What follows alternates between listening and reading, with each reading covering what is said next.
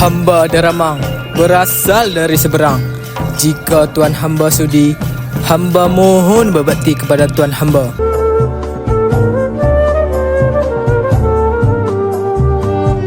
Anak kita suri semakin dewasa. Apa kata kita jodohkan dia dengan anak saudaraku? Hamba kenal anakku. Suri tak akan melakukan dosa itu.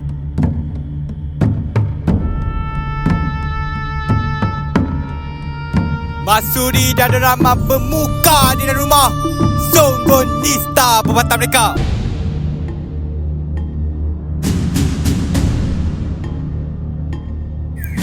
Ini Wan Mahura, bukan wanita sembarangan. Berketurunan mulia, tinggi kedudukan.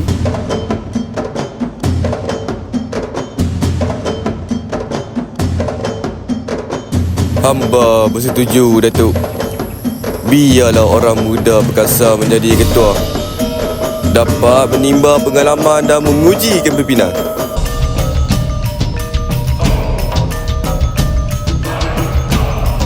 Jikalau itu permintaan Kanda, Adinda terima sahaja, tidak menolak. Demi maruah negeri Kedah, Adinda rela bermainkan darah.